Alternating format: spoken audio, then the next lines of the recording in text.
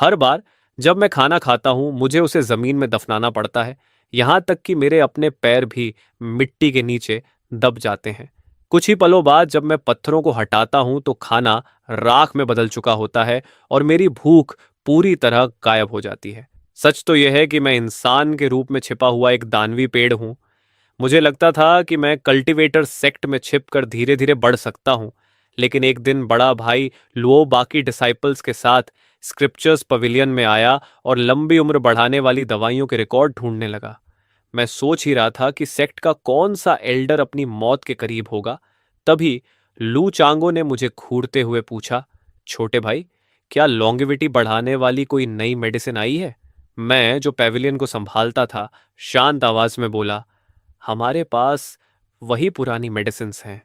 लेकिन मेरे बोलते ही एक डिसाइपल ने पुरानी पांडुलिपि उठाकर चिल्लाया, यहां लॉन्जेविटी बीस्ट मेथड का रिकॉर्ड है। सब लोग उसे देखने दौड़ पड़े, लेकिन मेरा दिल जोर से धड़क उठा।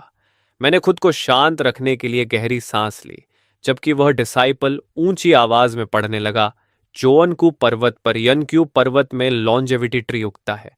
जो उसे खा ले उसे अमर जीवन मिल जाता है। यह सुनते ही मेरे अंदर डर भर गया। मैं बस वहां से दूर जाना चाहता था, लेकिन तभी लू चांगो अचानक बोला, और मत देखो, ग्रेट डेजर्ट बेहद खतरनाक जगह है। हमारी लिंक्सु सेक्ट और सबसे शक्तिशाली सेक्ट्स भी वहां आसानी से जाने की हिम्मत नहीं करती। चलो कहीं और पूछते हैं।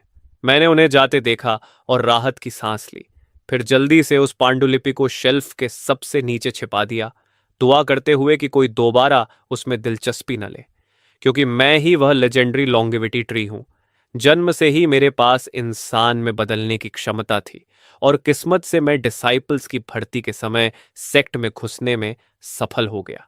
लेकिन मैंने कभी नहीं सोचा था कि मेरी स्पिरिचुअल एप्टीट्यूड इतनी खराब होगी। कल्टीवेशन में मेरा टैलेंट बेहद बेकार निकला। 10 साल की मेहनत के बाद भी मैं मुश्किल से दूसरे रिफाइनमेंट लेवल के लेट स्टेज तक पहुंच पाया। इसी वजह से मुझे इस पवेलियन में किताबें व्यवस्थित करने भेज दिया गया। लेकिन असली खतरा कुछ और था। भले ही मैं अमर हूं, लेकिन जैसे जैसे मैं बढ़ रहा हूं मेरे शरीर की डेमोनिक ऑनरा को नियंत्रित करना और मुश्किल होता जा रहा है। अगर इंसानी कल्टीवेटर को मेरे बारे में पता चल गया तो वे मुझे हड्डियों तक खा जाएंगे। मुझे हर हाल में अपना कल्टीवेशन लेवल बढ़ाना होगा ताकि मैं अपने निशान छिपा सकूं। तभी जब मैं पूरी तरह निराश था, एक छोटी सी नोट ने मेरी किस्मत बदल दी। उस दिन मैं डिसाइपल्स द्वारा लाई गई जड़ी बूटियों और उनके इफेक्ट्स वाली फाइल्स दर्ज कर रहा था। जैसे ही मैंने 10वां पन्ना खोला, मैं जड़ हो गया।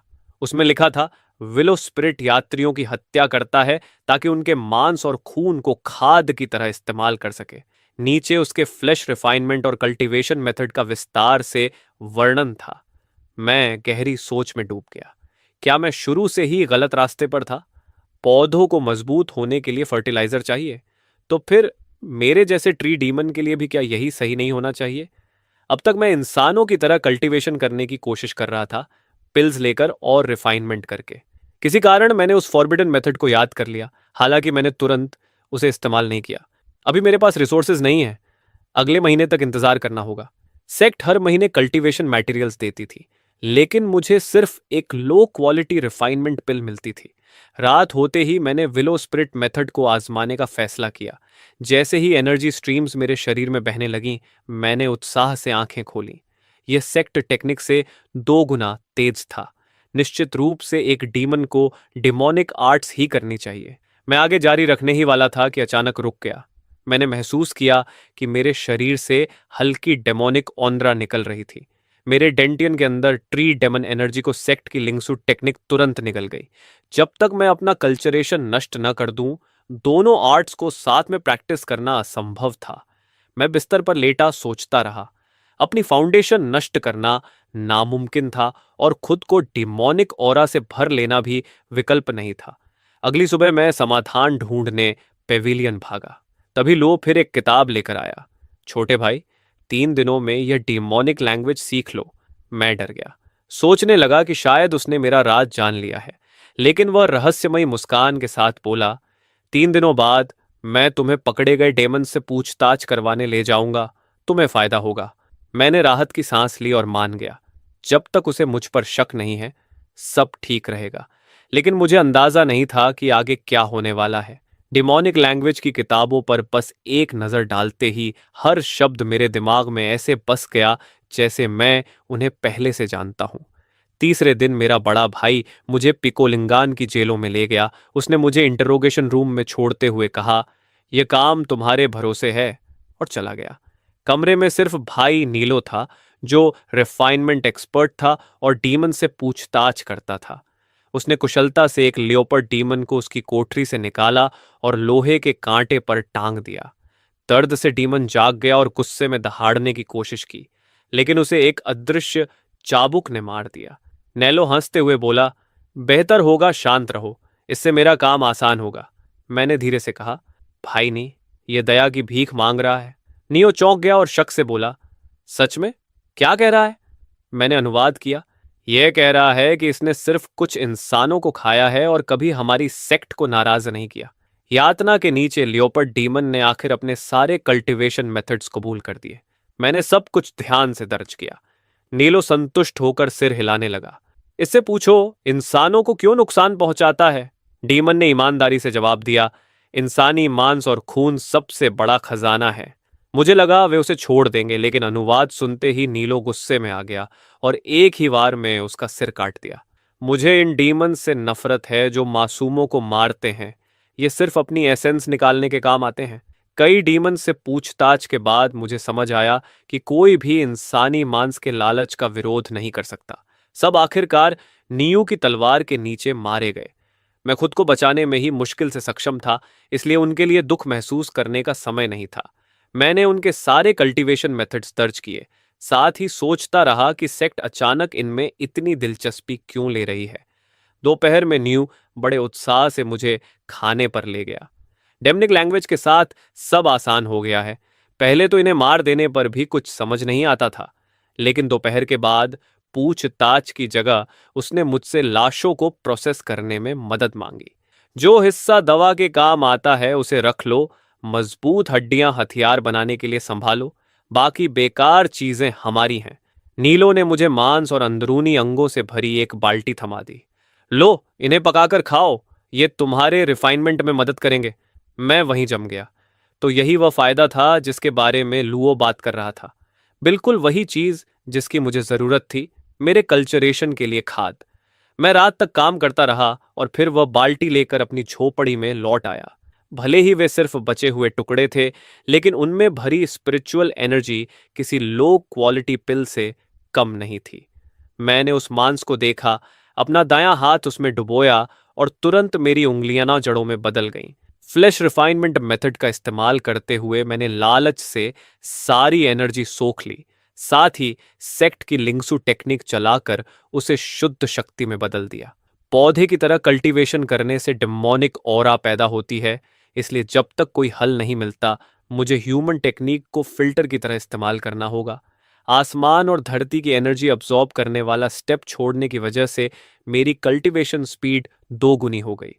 सच है, डीमंस मांस खाकर ज्यादा तेजी से बढ़ते हैं। इस तरह मेरे दिन गुजरने लगे, दिन में ट्रांसलेटर और रात में खुद को मजबूत बनाते हुए। जब तक मुझे मेरी मंथली पिल मिली, मैं पहले ही रिफाइनमेंट के तीसरे स्तर तक पहुंच चुका था। एक रात की प्रैक्टिस के बाद मैंने डेमोनिक ऑरा को दबाने में सफलता पा ली, लेकिन मेरी दोनों टेक्निक्स का टकराव अब भी मौजूद था। फिर भी मेरे लिए एक अविश्वसनीय मौका इंतजार कर रहा था। जब मैं जेल पहुंचा तो मैंने एक छोटे हरे बैल को देखा, जिसने मुझे तिरछी नजर से देखा और फिर जल्दी से आंखें बंद कर ली। मैं उसके पास जाता उससे पहले ही नीलू हंसते हुए बोला, भाई क्या बीफ खाना चाहोगे? डिसिपल्स इस डीमन को पकड़कर लाए हैं। वह उसे लोहे के कांटे पर टांगने ही वाला था कि मैंने उसे रोक दिया। रुको भाई, अभी टॉर्चर मत करो, ये जाग रहा है, बस सोने का नाटक कर रहा है। न्यू चौंक कर पीछे हट गया, जबकि वह बैल डर के मारे आंखें खोल चुका था और टॉर्चर टूल्स को देखकर कांप रहा था। दवा खाने के बाद भी जाग रहा है? क्या यह फाउंडेशन लेवल का बड़ा डीमन है? नेल्लो ने हैरानी से कहा। मुझे पूछने दो, मैंने कहा, और डीमंस की यूनिवर्सल लैंग्वेज में उससे बात की। मुझे बताओ, तुम कल्टीवेशन कैसे करते हो और तुम्हें बुद्धि कैसे मिली? लेकिन वह बैल मुझे उलझन भरी नजरों से देखने लगा। मैंने भौहें सिकोड़ लीं। यह मुझे समझ नहीं रहा। यह देखकर नियो अधीर हो गया। बहुत नाटक कर रहा है, अब मैं चाबुक इस्तेमाल करूंगा। उसने चाबुक उठाया और वह बैल अजीब आवाजें निकालते हुए कांपने लगा। उसकी आवाज सुनते ही मेरा चेहरा बदल गया।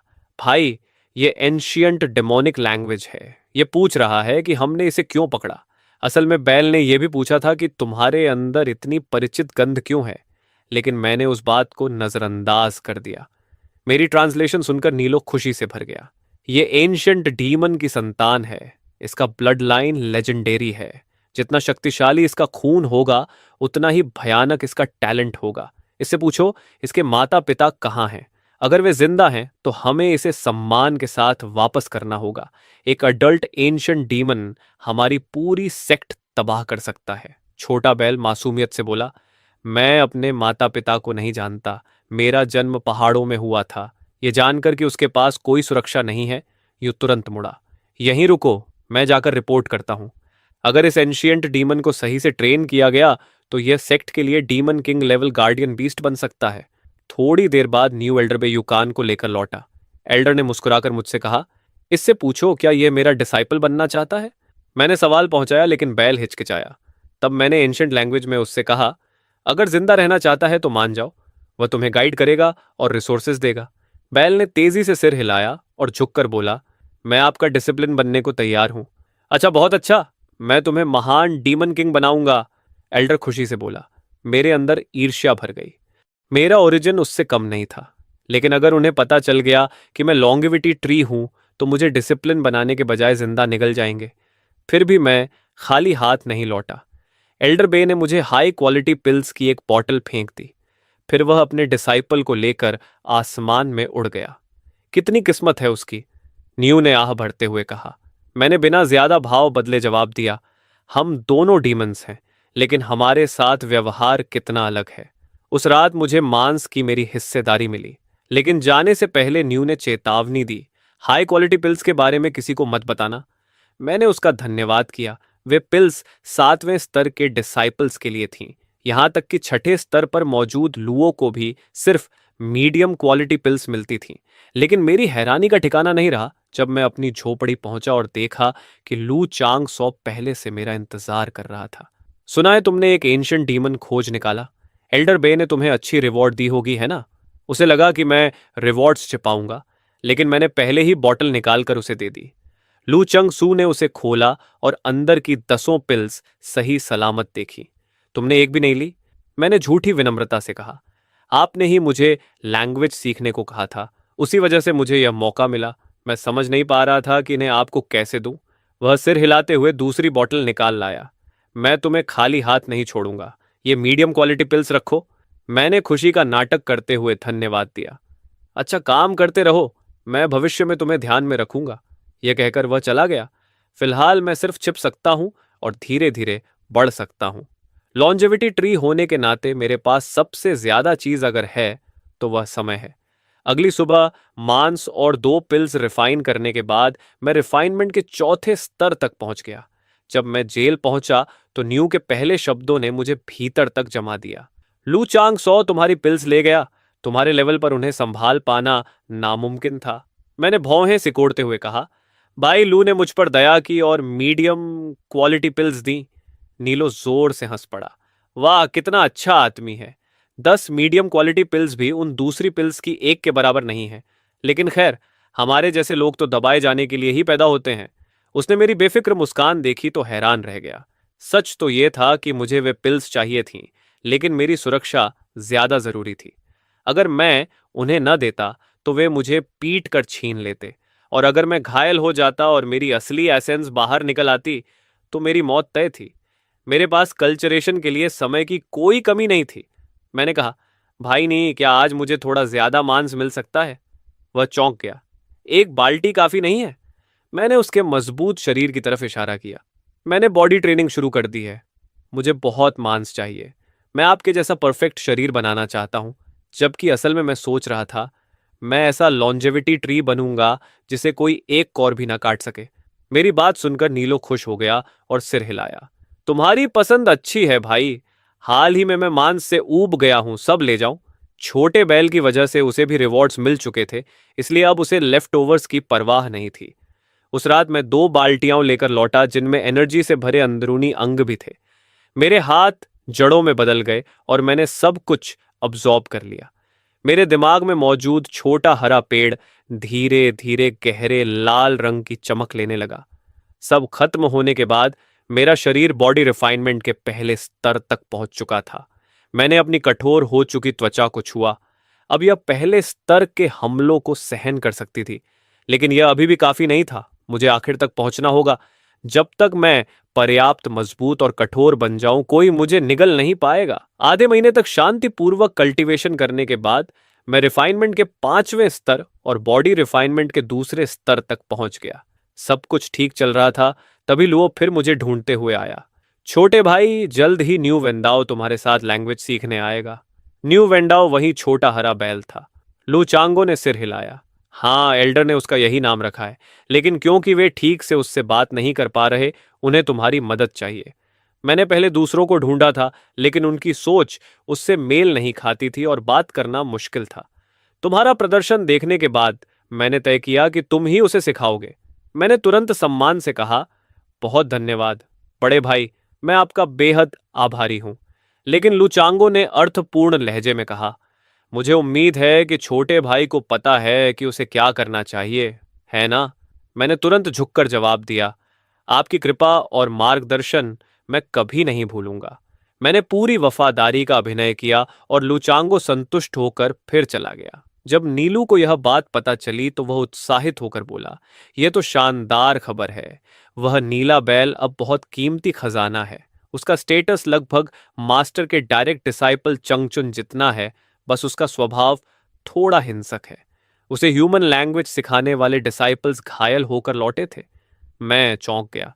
चांगचुन वही जीनियस था जिसने सिर्फ 7 दिनों में रिफाइनमेंट के पहले स्तर तक पहुंच हासिल कर ली थी। थोड़ी देर बाद एक बड़ी बहन न्यू वेंदाओ को जेल में लेकर आई। उसने मुझे ऊंचे भाव से बुलाया। मैं सम्मान से उसके पास गया ही था कि न्यू वेनेडाओ दौड़कर मेरे पास आया और प्यार से खुद को मुझसे रगड़ने लगा। मैं पूरी तरह चुप हो गया, डरते हुए कि कहीं यह नीला बैल मुझे काट न ले। लेकिन मेरी हैरानी के लिए यह देखकर बड़ी बहन का चेहरा नरम पड़ गया। भाई, न्यू को ठीक से बोलना सिखाना, मैं रात में वापस आऊंगी। इतना कहकर वह चली गई। आखिरकार तुमसे फिर मिला। वो लोग कुछ भी नहीं समझते। मुझे आड़ू खाना है। न्यू वेंडाओ खुशी से मुझे देख रहा था। मैंने कहा, जब वह रात को लौटेगी तो मैं उससे कहूंगा कि तुम्हारे लिए कुछ डुराजनोस लेकर आए। बात करते हुए मैं उसे इंट्रोगेशन रूम में ले गया, लेकिन अंदर घुसते ही उसकी पहली बात ने मुझे भीतर तक जमा दिया। क्यों मुझे तुम्हारे अंदर एक अजीब अपनापन महसूस होता है जो बाकी लोगों में नहीं है? मैंने तुरंत टालते हुए कहा, मुझे भी नहीं पता, शायद किस्मत की बात है। मेरी डीमन आइडेंटिटी किसी को भी पता नहीं चल सकती थी। मैं बस उस बैल से दूरी बनाना चाहता था। वह पहला जीव था जिसने मेरे अंदर कुछ अजीब महसूस किया था। उसके बाद मैं बाकी डीमन क्लैन के लोगों से पूछताछ करता रहा। जिज्ञासु होकर न्यू वेंदाओ ने पूछा, तुम ये सब क्यों लिखते हो? मैंने लिखते हुए जवाब दिया, ये सब सेक्ट के आदेश हैं। उन्हें उनके कल्टीवेशन मेथड्स चाहिए। हालांकि मुझे नहीं पता क्यों। और तुम उनकी बात क्यों मानते हो? क्या इसलिए कि तुम सेक्ट को हरा नहीं सकते? उसने मासूमियत से पूछा। मुझे चुप देखकर वह फिर बोला, तो फिर भाग क्यों नहीं जाते? मैंने गहरी सांस ली, क्योंकि बाहर बहुत खतरा है। वहां मॉन्स्टर्स, गोस्ट्स और दूसरी कल्टीवेशन सेक्ट्स हैं। यह सोचकर कि हम दोनों डीमंस हैं, मैं खुद को खुलकर बोलने से रोक नहीं पाया। ये याद रखना, चाहे इंसानों की दुनिया हो या डीमंस की, तुम्हें खुद को अच्छी तरह छिपा कर रखना होगा। तुम्हारे अंदर एंशिएंट डीमन ब्लड लाइन है। दूसरे डीमंस तुम्हें निगल कर लेवल बढ़ाना चाहेंगे। और इंसानों की दुनिया में अगर उन्हें लगा कि वे जिस डीमन को पाल रहे हैं उसे नियंत्रित नहीं कर सकते, तो वे उसे मारने का तरीका ढूंढेंगे। ये दुनिया बेहद खतरनाक है। न्यू वेंडाओ कुछ देर सोच में पड़ गया। पहले भी कुछ डीमंस मुझे खाना चाहते थे। किस्मत अच्छी थी कि मैं तेज भाग गया। उसने अपने भटकते हुए अतीत को याद किया और फिर गंभीर होकर बोला, तो मुझे जल्दी ह्यूमन लैंग्वेज सीखनी होगी ताकि मैं उनमें से एक जैसा लग सकूं। मैंने धैर्य से उसे सिखाना शुरू किया। उसकी ब्लड लाइन बेहद शक्तिशाली थी और वह बहुत तेजी से सीखता था। शाम को जब बड़ी बहन लौटी तो न्यू वेंडाओ खुद आगे बढ़ा और साफ आवाज में बोला, नमस्ते बड़ी बहन। उसका चेहरा खुशी से चमक उठा। बहुत अच्छा काम किया छोटे भाई, ये तुम्हारे लिए है, मैं कल फिर इसे लेकर आऊंगी। मैंने पिल्स लेते हुए कहा, धन्यवाद बड़ी बहन। लेकिन जब मैं अपनी झोपड़ी लौटा तो देखा लू चांग सो पहले से वहां मौजूद था।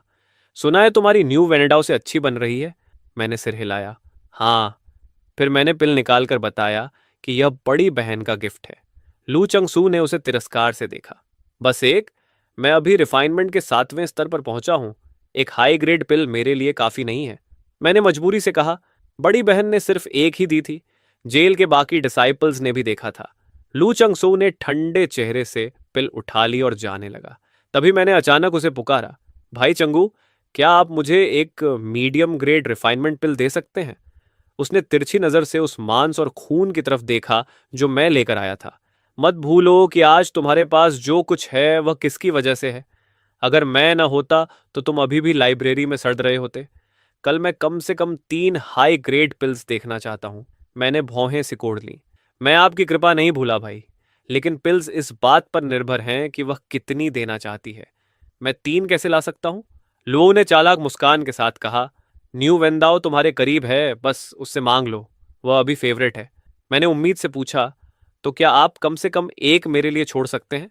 उसने ठंडे स्वर में कहा, तुम बस उन बेकार मांस और खून के टुकड़ों के लायक हो। इतना कहकर लू चंगसू चला गया। मैंने गहरी सांस छोड़ी।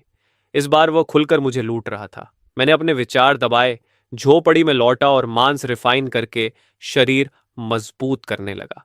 मैंने अंदाजा लगाया कि और 20 हिस्से अब्जॉर्ब करने पर मैं बॉडी रिफाइनमेंट के तीसरे स्तर तक पहुंच जाऊंगा।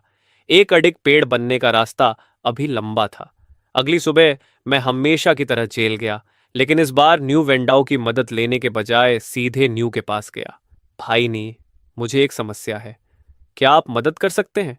न्यू वेंडाओ से हाई ग्रेड पिल्स मांगना अपनी मौत बुलाने जैसा था। मैं बड़ी बहन को नाराज नहीं करना चाहता था।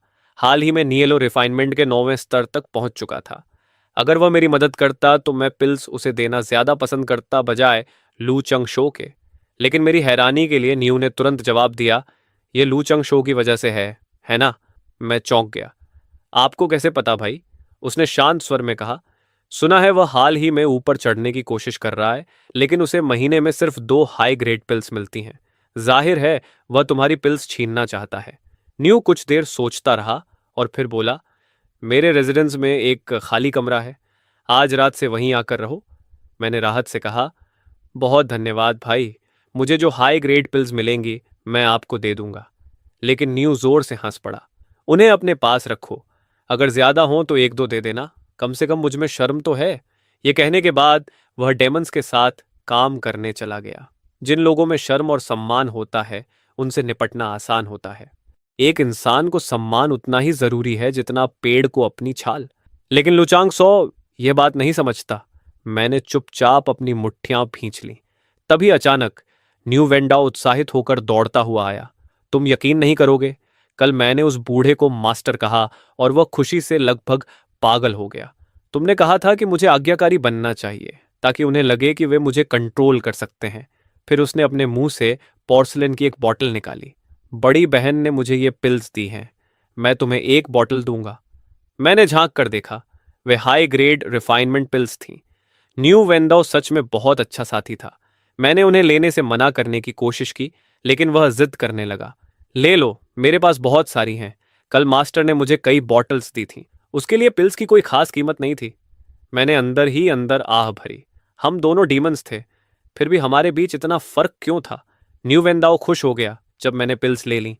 यहां सिर्फ तुम ही मेरे दोस्त हो। मास्टर और बाकी लोग मेरे साथ अच्छा व्यवहार करते हैं, लेकिन फिर भी मुझे हमेशा दूरी महसूस होती है। सिर्फ तुम्हारे साथ मुझे अपनापन लगता है।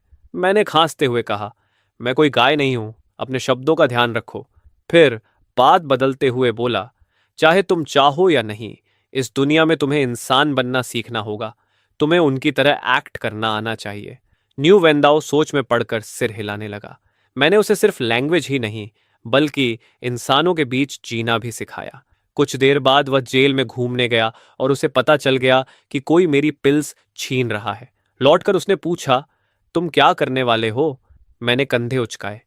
जाहिर है मैं छिप जाऊंगा। जब तक मैं भाई नीलो के साथ हूं, लू चंगू कुछ करने की हिम्मत नहीं करेगा। न्यू वेंडाओ उलझन में था, क्योंकि तुम उसे हरा नहीं सकते। मैंने शांत स्वर में कहा, ऐसा नहीं है। मैं झगड़े से ज्यादा शांति पसंद करता हूं। अगर मैं उसे हरा भी सकता, तब भी ऐसा नहीं कहता। मैं तो उसे चुपचाप खाद बना देना ज्यादा पसंद करता। पास खड़े नीलो ने बात में दखल दिया। अगर छोटा भाई 7वें स्तर पर होता, तो सीधे उसका सामना कर सकता था। यह सुनकर न्यू वेंडाओ को जैसे कुछ समझ आया और उसने एंशियंट डेमोनिक लैंग्वेज में कहा, तो तुम मुझे सिखा रहे हो कि जब कमजोर हो तो सहना चाहिए, लेकिन जब ताकतवर हो जाओ तो पलटकर पूरे परिवार को खत्म कर देना चाहिए। मैं पूरी तरह चुप रह गया। मैं तो बस शांतिपूर्वक कल्टीवेशन करना चाहता था। आखिर उसने मेरी बात का ऐसा मतलब कैसे निकाल लिया? तुम्हारी शिक्षा के लिए धन्यवाद। मैं इसे हमेशा याद रखूंगा। जब कमजोर रहूंगा तो सिर झुकाऊंगा, लेकिन जब मजबूत हो जाऊंगा तो उनके पूरे परिवार को मार डालूंगा। न्यू वेंडाओ पूरी गंभीरता से यह बोल रहा था और मैं उसे देखते हुए चुप रह गया। मैं तो बस उसे विनम्र और धैर्यवान रहने की सलाह देना चाहता था, लेकिन वह सीधे परिवारों के नरसंहार तक पहुंच गया। रात होने पर मैं नियलो के साथ उसके घर गया। अंदर पहुंचते ही मैंने पिल्स निकाल ली। भाई, न्यू वेंडाओ ने मुझे ये दी है। मैंने आपसे बांटने का वादा किया था, इसलिए अपनी बात से नहीं फिरूंगा। नीलो ने बेबसी से कहा, सच में समझ नहीं आता तुम्हारे साथ क्या करूं। उसने 5 पिल्स रखी और बाकी 5 मुझे वापस कर दी। मैं अपने कमरे में कल्टीवेशन करने जाने ही वाला था कि उसने अचानक 10 पोर्सलिन बॉटल्स निकाल ली। ये ब्लड पिल्स हैं और बॉडी रिफाइनमेंट के लिए बेहद उपयोगी हैं। हमारी रिफाइनमेंट ब्रांच में सिर्फ स्पिरिचुअल एनर्जी काफी नहीं होती, शरीर को मजबूत करना भी जरूरी है। मैंने तुरंत समझते हुए कहा, अब समझ आया, बहुत धन्यवाद। मैंने बॉटल्स स्वीकार कर ली। मुझे अपने ट्रेनिंग के लिए इन पिल्स की बेहद जरूरत थी। नीलो ने आगे कहा, मैं सम्मान वाला इंसान हूं, मुफ्त में चीजें नहीं ले सकता। अब मैं कल्टीवेशन करने जा रहा हूं। इतना कहकर वह मुड़ा और अपने कमरे में चला गया। मैंने भी वही किया। दरवाजा बंद करके मैं पिल्स रिफाइन करने लगा। मेरी हैरानी का ठिकाना नहीं रहा जब एक ब्लड पिल अकेले 6 हिस्सों के मांस के बराबर निकली। उनमें से 3 रिफाइन करते ही मैं बॉडी रिफाइनमेंट के तीसरे स्तर तक पहुंच गया। फिर बाकी पिल्स का इस्तेमाल करके मैं रिफाइनमेंट के 6ठे स्तर तक आगे बढ़ गया। लेकिन हैरानियां यहीं खत्म नहीं हुई। अगली सुबह न्यू वेंडाओ ने मुझे देखते ही 2 बॉटल्स हाई ग्रेड पिल्स की पकड़ा दी। उसने धीरे से डेमोनिक लैंग्वेज में फुसफुसाया, मैं तुम्हें जल्द से जल्द लुचांगो को हराते देखना चाहता हूं। मैं एकदम जड़ हो गया। अगर वह ऐसा करता रहा तो चाहे मैं लुचांगो को मारूं या नहीं, शक मुझ पर ही आएगा। लेकिन न्यू वेंडाओ ने मेरी चुप्पी पर ध्यान नहीं दिया और आह भरते हुए बोला, तुम मेरे साथ क्यों नहीं आ जाते? ये जेल छोड़ दो। ऊपर मैं बहुत अकेला महसूस करता हूं। मेरा चेहरा तुरंत गंभीर हो गया। एक डीमन होकर इंसानी सेक्ट में तुम्हें अकेले रहना सीखना होगा। कभी यह मत दिखाना कि तुम डीमन वर्ल्ड में लौटना चाहते हो। वे सोचेंगे कि तुम्हें कभी पूरी तरह पालतू नहीं बनाया जा सकता। यह सुनते ही न्यू वेंडाओ ठंडे पसीने में भीग गया और तेजी से सिर हिलाने लगा। दिन फिर शांत होने लगे। हालांकि लू चांग सौ मुझे ढूंढने आया, लेकिन वह सिर्फ दूर से देखता रहा और फिर चला गया। उसे नियलो को नाराज करने की हिम्मत नहीं थी। मैं निश्चिंत होकर कल्चरेशन में डूब गया। मैं बॉडी रिफाइनमेंट के 5वें स्तर तक पहुंच गया और रिफाइनमेंट के 6ठे स्तर की चोटी पर भी पहुंच चुका था। लेकिन ठीक जब मैं 7वें स्तर की बैरियर तोड़ने वाला था, तभी एक अनचाहा मेहमान आ पहुंचा। तुम यहां क्या कर रहे हो? न्यू ने ठंडे स्वर में पूछा। लू, चांगसो बोला, मैं 3 ब्रांचेस के कंपटीशन की खबर देने आया हूं जो आधे महीने बाद होने वाला है। उसने पहले न्यू की तरफ देखा, फिर मेरी ओर। और सोचो, पहले मैं अपने फायदे तुम्हारे साथ बांटना चाहता था, लेकिन तुमने मुझे धोखा दिया। यह सुनते ही नियलो गुस्से से फट पड़ा। तुम डीमन लैंग्वेज सीखना ही नहीं चाहते थे क्योंकि तुम्हें जेल गंदी लगती थी, इसलिए सारा काम इस पर डाल दिया। लेकिन अब जब न्यू वेंडाओ से फायदा मिलने लगा है, तो तुम सब कुछ अकेले हड़पना चाहते हो और इसे कुछ भी नहीं देना चाहते। लू चांग सौ, थोड़ी शर्म करो। लू चांग सौ का चेहरा पीला पड़ गया, लेकिन वह न्यू के खिलाफ फटने की हिम्मत नहीं कर पाया। दफा हो जाओ, तुम्हें देखकर घिन आती है। न्यू ने अधीर होकर चिल्लाया। लू चंगसू ने तिरस्कार से नाक सिकोड़ते हुए कहा, उम्मीद है कि 3 ब्रांचेस के कंपटीशन में भी तुम्हारा यही घमंड बना रहेगा। इतना कहकर वह चला गया। न्यू ने मेरी तरफ चिंता से देखा। ये कंपटीशन लिंक्सो सेक्ट के डिसाइपल्स के बीच होता है। तुम इसका इस्तेमाल जेल से बाहर निकलने के लिए कर सकते हो। अगर न्यू वेंडाओ तुम्हारे लिए बोले तो शायद कोई एल्डर तुम्हें डिसिप्लिन बना ले, लेकिन लू चांगसो निश्चित रूप से तुम्हारे लिए मुश्किलें खड़ी करेगा। उसकी बात सुनकर मैं हल्का सा मुस्कुराया। तो मैं जाऊंगा ही नहीं। नीलो स्तब्ध रह गया। लेकिन न्यू वेंडाओ हमेशा तुमसे मिलने नहीं आ पाएगा। तुम दोनों के बीच का फर्क लगातार बढ़ता जाएगा।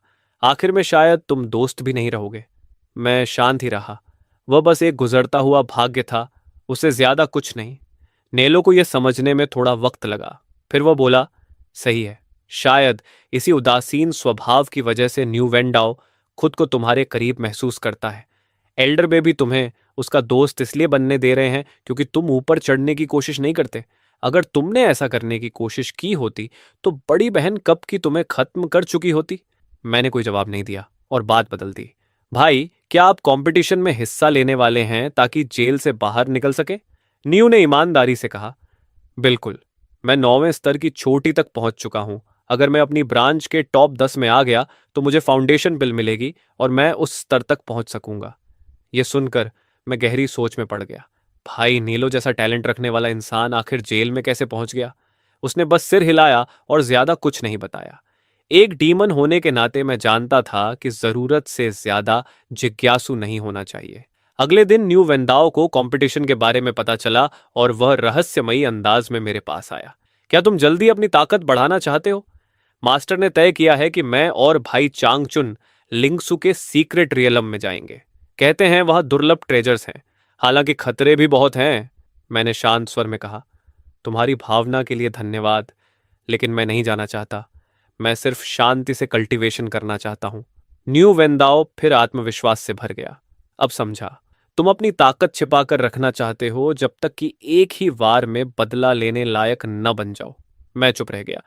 ये बैल आखिर क्यों इतना यकीन कर चुका था कि मैं बदला लेना चाहता हूं? मैंने धीमे स्वर में कहा, अगर तुम ऐसी बातें करते रहोगे तो ताकत होने पर भी एक्टिंग करना मुश्किल हो जाएगा। लेकिन न्यू वेंदाओ अपनी ही धुन में बोला, कल मैं सीक्रेट रेल्म में जा रहा हूं। मास्टर चाहते हैं कि कंपटीशन में मैं अच्छी रैंक हासिल करूं, आदर्श रूप से चांगचुन को हराकर। फिर उसने आवाज धीमी कर ली। मुझे लगता है उस चांगचुन में कुछ गड़बड़ है। वो उन अफवाहों वाला जीनियस नहीं लगता। मैंने तुरंत चेतावनी दी। जो लोग अपने राज छिपाते हैं वे उन्हें जानने वालों को मारने की कोशिश करते हैं। न्यू वेंडाओ गंभीरता से सिर हिलाने लगा। समझ गया। अगर फायदे मिलते हैं तो मैं पूरी ताकत से जाऊंगा। मैं फिर चुप रह गया। उसकी जिद और हिम्मत की तारीफ करनी चाहिए थी। आखिर में न्यू वेंडाओ जाने लगा, लेकिन जाते जाते मुझे हाई क्वालिटी रिफाइनमेंट पिल्स की 3 बॉटल्स देकर गया। यह बैल सच में अच्छा इंसान है, मैंने मन ही मन सोचा। उम्मीद थी कि वह मेरी बात मानेगा और कुछ समय तक लो प्रोफाइल रखेगा। अपने कमरे में लौटते वक्त मेरी फिर लू चांगो से मुलाकात हो गई। मैंने हल्की मुस्कान के साथ कहा, भाई लू, सच में लगता है आप हर पल मुझ पर नजर रखते हैं। लेकिन लू चांगो मुझे घूर रहा था। उसकी आंखें गुस्से से लाल थीं। लिंगसू सीक्रेट रियलम में जाने वालों में मुझे होना चाहिए था। मैंने शांत स्वर में जवाब दिया, कितना दुर्भाग्यपूर्ण है। लगता है आपके सारे प्रयास व्यर्थ चले गए भाई। मेरी बात खत्म होते ही गुस्से से भरा लू लगभग मुझ पर हमला करने वाला था, लेकिन दूर खड़े नीयू को देखकर उसने खुद को रोक लिया। फिर ठंडे स्वर में बोला, 10 दिन बाद नियल्लो रिफाइनमेंट पीक पर लौट जाएगा। तब तुम्हें बचाने वाला कोई नहीं होगा। देखते हैं तब तुम क्या करते हो। इंसानी दिल लालच का अंतहीन कुआं होता है। मैंने सिर हिलाया और वहां से चला गया। लॉन्जेविटी आर्ट का भी अपना गर्व होता है। 10 दिन बाद, जैसा उम्मीद थी, न्यू पीक पर लौट गया ताकि कंपटीशन की तैयारी कर सके। सौभाग्य से जाने से पहले उसने मेरे लिए एक बड़ी डिफेंसिव फॉर्मेशन एक्टिवेट कर दी। छोटे भाई, शांति से कल्टीवेशन करना और मेरे लौटने का इंतजार करना। अगर मुझे फाउंडेशन एस्टैब्लिशमेंट पिल मिल गई तो मेरा अपना रिफाइनमेंट वर्कशॉप होगा। तब तुम मेरे साथ ये कला सीखना। उसे अंदाजा भी नहीं था कि उसकी बातों ने मुझे एक नई दिशा दे दी थी। अगर डीमंस की हड्डियां रिफाइन की जा सकती हैं तो मैं खुद को डीमन क्यों ना मानूं? मैं खुद को एक ट्रेजर की तरह रिफाइन क्यों ना करूं? मैंने तय कर लिया कि मैं न्यू से यह कला सीखूंगा, लेकिन उससे पहले मुझे अपनी सबसे बड़ी समस्या हल करनी थी। न्यू के जाते ही थोड़ी देर बाद लूचंग सू आ पहुंचा, लेकिन डिफेंसिव फॉर्मेशन देखकर वह अंदर नहीं आ सका। वह गुस्से में लौटने ही वाला था कि मैं खुद बैरियर से बाहर निकल आया। हैरानी की बात यह थी कि मुझे देखते ही लू चंगसू ने हमला नहीं किया, बस ठंडी नजरों से घूरता रहा। शायद उसे लगा कि मैं डरकर वापस भाग जाऊंगा। कुछ देर सोचने के बाद मैंने अर्थ एस्केप टेक्निक इस्तेमाल की। लू चांगो ने तुरंत मेरा निशान महसूस कर लिया और तिरस्कार से हंसा। तो यह है तुम्हारा भरोसा, अर्थ एस्केप टेक्निक? अब समझा कि तुम बाहर निकलने की हिम्मत क्यों कर पाए। उसने महसूस किया कि मेरा कल्चरेशन दूसरे स्तर से सीधे रिफाइनमेंट के छठे स्तर तक पहुंच चुका था। तुमने कितनी पिल्स बर्बाद कर दी होंगी, वह सब मेरा होना चाहिए था। उसकी सोच ईर्ष्या से पूरी तरह विकृत हो चुकी थी। उसने ट्रैकिंग टेक्निक इस्तेमाल की और मेरा पीछा करते हुए एक गहरे और शांत जंगल तक पहुंच गया। अचानक लुचांग 100 जमीन से बाहर निकला। उसने मेरा निशान खो दिया था। क्या न्यू ने इसे अपनी प्रेजेंस छिपाने वाला कोई ट्रेजर दिया है? वह सोच ही रहा था कि पीछे के पेड़ों से अचानक तलवार की चमक निकली। लुचांगो ने घबराकर अपनी तलवार से वार रोका, लेकिन टक्कर इतनी भयानक थी कि उसका हाथ सुन्न हो गया और लगभग तलवार छूट गई। हाई क्वालिटी स्वॉर्ड और रिफाइनमेंट का 7वां स्तर। उसने मुझे डर से देखा। उस डीमन बैल ने तुम्हें कितने रिसोर्सेज दिए कि तुम 7वें स्तर तक पहुंच गए? मैंने कोई जवाब नहीं दिया। मेरी तलवार की हवा फिर उठी और हमारे ऊपर बादल घूमने लगे।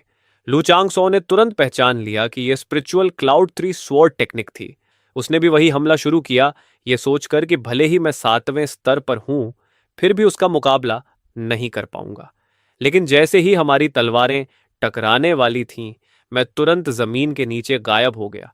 लू चांगो का चेहरा बुरी तरह बदल गया, लेकिन अब वह अपना वार रोक नहीं सकता था। अगले ही पल मैं उसके पीछे एक पेड़ के तने से हिंसक तरीके से बाहर निकला और अपनी तलवार उसके शरीर में घोंप दी। मैंने हल्की मुस्कान के साथ कहा, भाई मुझे सिर्फ अर्थ एस्केप ही नहीं आता। लू चांग 100 दर्द भरे चेहरे के साथ जमीन पर गिर पड़ा। घटिया कायर, धोखेबाज,